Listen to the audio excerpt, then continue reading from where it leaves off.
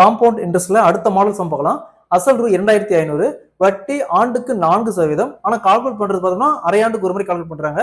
So அப்படின்னா ஒரு வருஷத்துக்கு அப்புறம் கிடைக்கக்கூடிய மொத்த தொகை என்னன்னு கேட்கறாங்க. ஸோ கூட்டு வட்டியில இந்த மாடல் சம் கேட்டாங்களா எப்படி குயிக்கா சால்வ் பண்ணலாம்னு பார்க்கலாம். அசல் 2500, வட்டி ஆண்டுக்கு 4%, கால்குலேட் பண்றது அரையாண்டுக்கு ஒரு முறை கால்குலேட் பண்றாங்க. ஸோ அப்படின்னா ஒரு வருஷத்துக்கு அப்புறம் கிடைக்கக்கூடிய மொத்த தொகை என்னன்னு கேட்கறாங்க. ஸோ இந்த மாடல்ல கூட்டு வட்டியில் சம் கேட்டாங்களா, ஃபர்ஸ்ட் இந்த வட்டி மட்டும் எடுங்க 4%.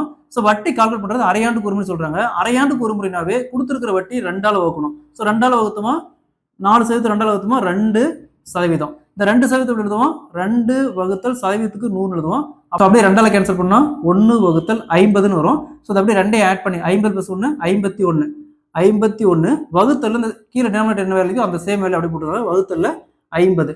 ஸோ உங்க வருஷம் பாருங்க, ஒரு வருஷம் சொல்றாங்க. ஒரு வருஷத்துல எத்தனை அரையாண்டு இருக்குது, அரையாண்டு அப்படிங்கிறது 6 மாசம் அப்படிங்கிறது ஒரு அரையாண்டு. ஸோ ஒரு வருஷத்துல மொத்தம் 2 அரையாண்டு இருக்குது. ஒரு வருஷத்துல எத்தனை அரையாண்டு இருக்குது, 2 அரையாண்டு இருக்குது. ஸோ அப்போ இந்த வேல்யூ 2 டைம் போட்டுருக்காங்க, 51 வகுத்தல் 50 இன்ட்டு அசல் பிரின்சிபல் அமௌண்ட் 2500, 00க்கு 00 அப்படியே கேன்சல் பண்ணிடலாம்.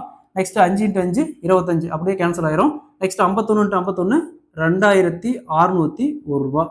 அதாவது அசல் 2500 ரூபாய்க்கு அரையாண்டுக்கு ஒரு முறை வட்டி கணக்கிடப்பட்டா ஒரு வருஷத்துக்கு அப்புறம் கிடைக்கக்கூடிய மொத்த தொகை பார்த்தோம்னா 2601 ரூபாய். Option A is the correct answer.